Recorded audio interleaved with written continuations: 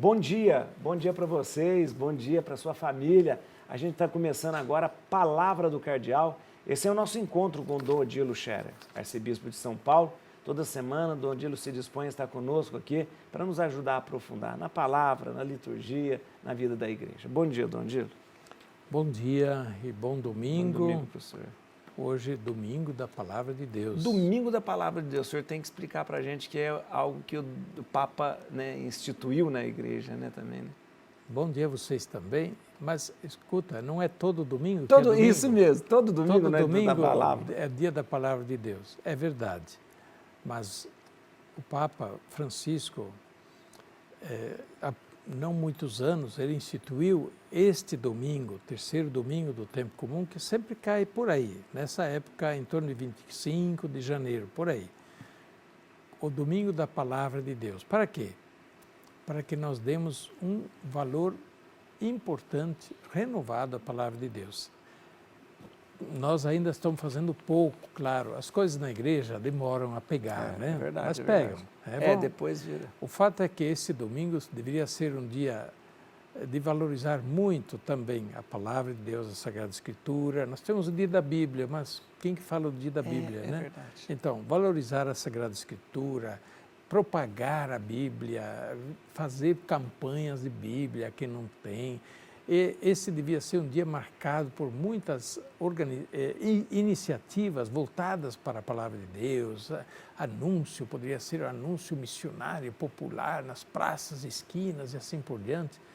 Domingo da Palavra de Deus. Podia ser um dia de ler a Bíblia por das 24 horas também, durante o dia inteiro. Uma maratona bíblica. Uma maratona de leitura bíblica. É verdade. E, olha, tem muita coisa bonita que dá para fazer, justamente para valorizar a Palavra de Deus em nossa vida, na vida da igreja. Dom Odilo, eu acho interessante porque o senhor falou que sempre cai pelo esse dia de 24, 25 e tal.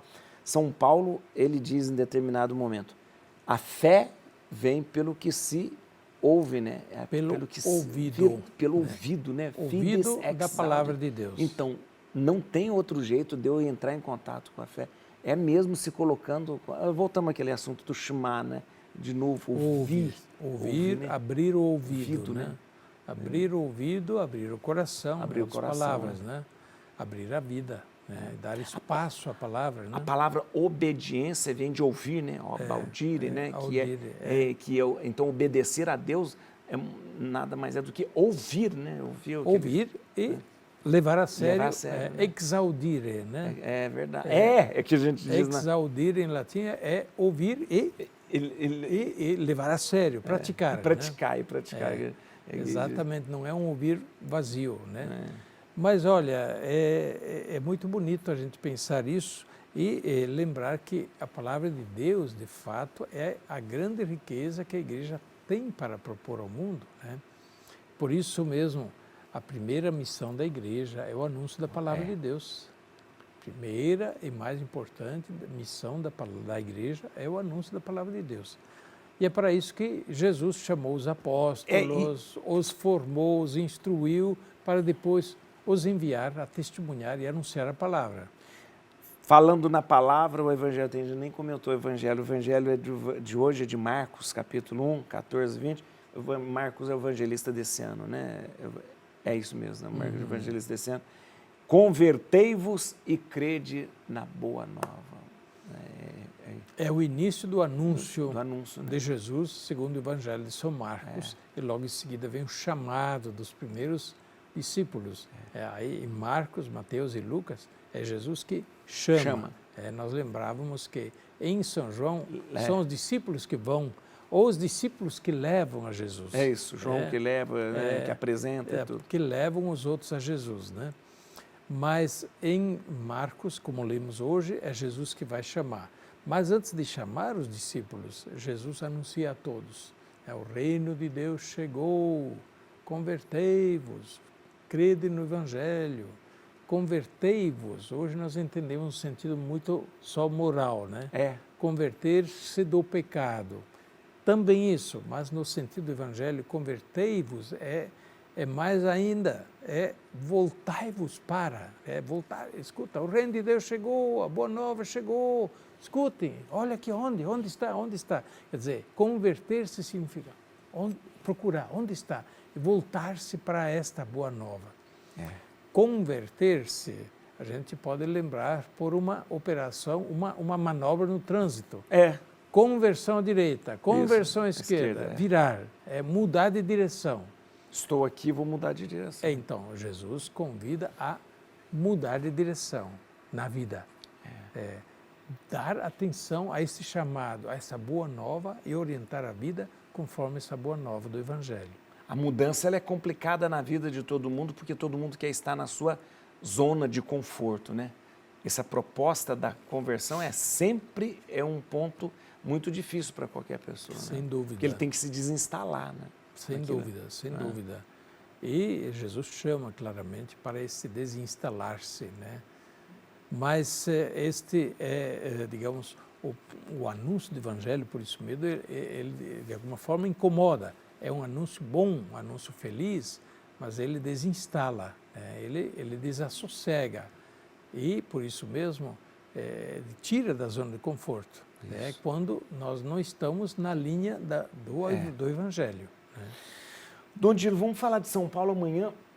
É muito importante para a nossa arquidiocese, é muito importante para a igreja também, a conversão. Aliás, para a cidade de São Paulo também, é um dia muito interessante, que foi fundada, né, Conversão de São Paulo amanhã. Conversão de São Paulo, justamente. Essa conversão de Paulo é algo muito interessante, né, na fé cristã, porque todo mundo se acha um pouco Paulo nessa caminhada, né, que de repente a gente cai em si e percebe Deus me chamando, né? 25 de janeiro, a igreja lembra, sim, este momento importantíssimo na vida de São Paulo, que foi o seu encontro surpreendente com Jesus ressuscitado, né? Mais do que tudo com a voz. Isso. Né? Com a voz que chama. São Paulo, de fato, não vê, ele ouve. Ouve, né? Ouve e responde à voz, né? Que diz e se identifica. Quem és tu, Senhor? Eu sou Jesus a quem tu persegues. E o que devo fazer? Né?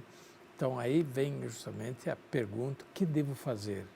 É a disposição de conversão, de mudança de vida. Né? Isso mesmo. Então, Paulo é aquele grande apóstolo que Deus escolheu como instrumento predileto, né? Ele que era um perseguidor, mas era um homem que tinha uma grande vontade. Eu diria, na atitude dele, ele procurava ser honesto com aquilo que ele cria, sim, né? Aquilo que ele acreditava, mas ele não tinha ainda tido a luz da verdade. Ele estava um pouco nas trevas. Cego, talvez cego, né? E na cegueira dele ficou fanático. Toda cegueira, aliás, todo fanatismo é cega. E não deixa ver a verdade. Só que neste encontro com Jesus, ele recebeu tanta luz que ficou cego de verdade.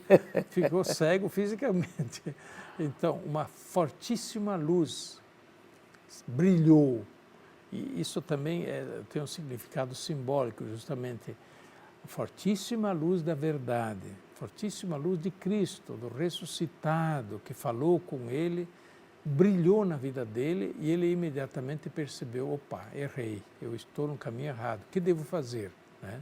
E se dispõe a mudar de rota, e daí para frente a vida dele será coerente com esta chamada e a escolha que ele faz, mas que ele, antes de tudo, é escolhido, né?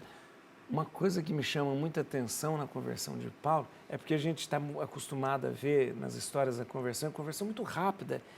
E essas conversões muito rápidas, ela acontece quase como um fogo de palha, ela acaba. A conversão de São Paulo, embora tenha tido um fato muito... Mas ela demorou, ele vai para a casa de Ananias e passa um tempo, faz uma catequese. Né? Os Atos dos Apóstolos, e na história que o próprio São Paulo conta, o itinerário, digamos assim, de conversão e de preparação dele para ser evangelizador demora ao menos 3 anos. 3 anos, então ao menos. É um noviciado. É um catecumenato longo. É. Uma preparação longa que ele faz. e na qual ele recebe o Evangelho. Interessante. Sim, ali ele vai... Ele diz, em certa passagem das suas cartas, que ele o recebeu diretamente de Jesus. Agora, aí não se exclui, porque ele é instruído por Ananias. Sim. Ananias já é cristão. Ele está ainda na comunidade judaica de Ananias. Sim.